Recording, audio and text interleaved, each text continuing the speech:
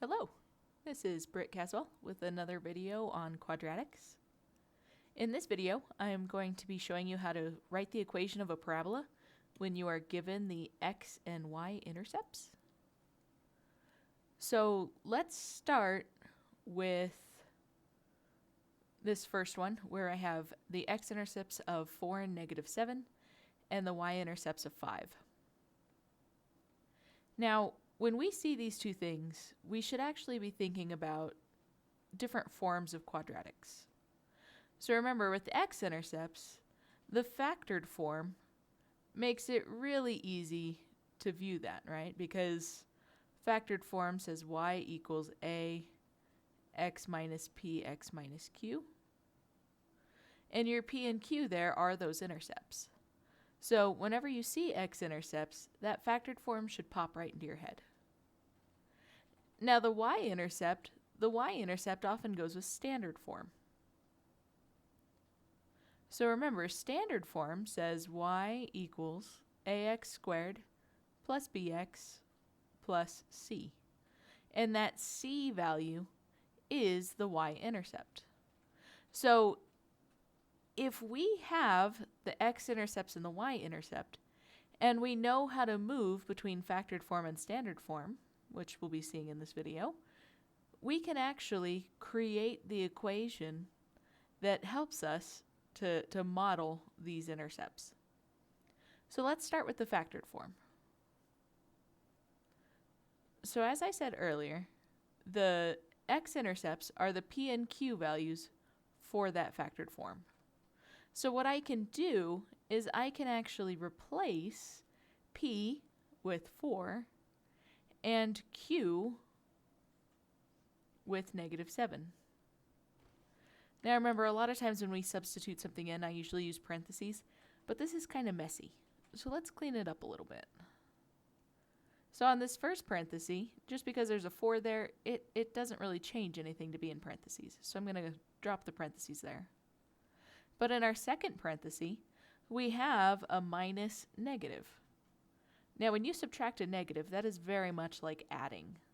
So instead of writing x minus -7, I can write x plus 7 instead, and that kind of cleans up our factored form. So the next thing that I would do is I would then convert this to standard form. Now, in order to go from factored form to standard form, we need to go through and distribute our parentheses and then distribute the a to that answer. So I will be actually multiplying together these two sets of parentheses. Probably the easiest way to go about it is the box method, which is what I've shown my students. So I draw a box. We're going to pretend like that's a square box.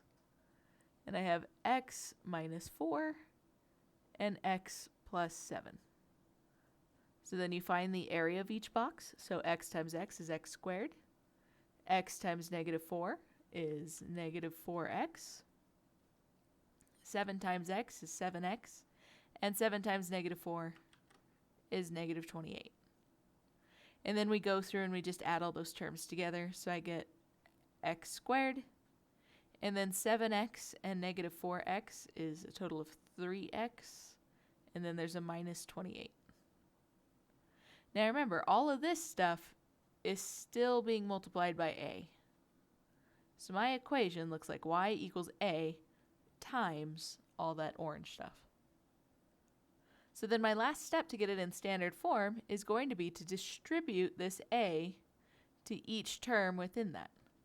So my new equation written in standard form, which I'm going to write SF here to remind me it's in standard form, is y equals a times x squared, and then a times 3x, so plus 3ax, and then a times -28, which is -28a. So now we have that standard form.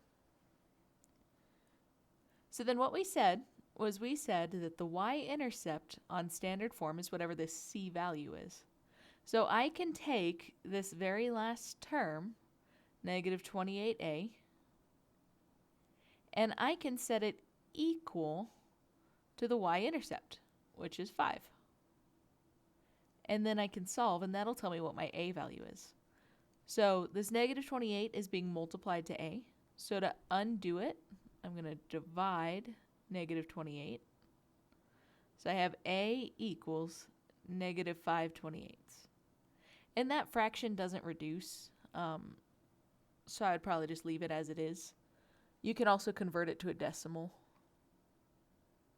So now I'm going to go back to that standard form, and wherever I see a's, I'm going to replace the letter a with 5/28. So I have y equals negative 5/28 x squared plus 3 times a, so 3 times negative 5/28 x minus 28 times a, which is negative 5/28. And then our last step is kind of a cleanup step. We're going to multiply some stuff together, make sure that we just have one value next to each x. Okay, so here, negative 5/28 x squared is already cleaned up. 3 times negative 5/28, remember to multiply, you just put a 1 under the 3 and multiply across. So 3 times negative 5 is negative 15, and 1 times 28 is 28. And then I have a negative times a negative, will make this last term positive. And here, the 28s, when there's one on the top and one on the bottom, will cancel out, leaving me with that 5. And there you have it. That is our equation written in standard form. It's kind of hideous, but it works. Let's try another example. So on this example, we have the x-intercepts of 3 and 10 and the y-intercept of negative 60. So I start by writing it out in factored form, which is where I replace those p and q values with 3 and 10. So I get y equals a times x minus 3 times x minus 10. And now that it's in factored form, we need to convert it to standard form. So I'm going to take these two terms and multiply them together. So I have x minus 3, x minus 10. I find the areas of each box. So x times x is x squared. X times negative 3 is negative 3x. Negative 10 times x is negative 10x. And negative 10 times negative 3 is 30. So this expression, if I start collecting my terms, is x squared. Negative 10x and negative 3x combine to make negative 13x. And then plus 30. And this expression is still being multiplied by a, so don't forget the y equals a here. Last step will be to distribute that a to get it into standard form. So for standard form, I get y equals ax squared, and then a times the negative 13x, and then a times the 30. And then now that we're in standard form, we take this c term and we set it equal to our y-intercept. So I have 30a is equal to that y-intercept, which is negative 60.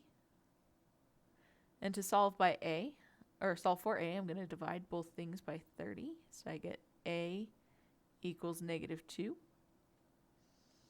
And then to create my final form, I start plugging that a value in. So I get y equals negative 2x squared minus 13 times negative 2x plus 30 times negative 2. And then our final cleanup step. So here these parentheses are unnecessary, so I have negative 2x squared. 13 times negative 2, okay, a negative times a negative makes a positive. 26x, and then 30 times negative 2 is negative 60. And there we have it, and that one actually came out quite clean. Until next time.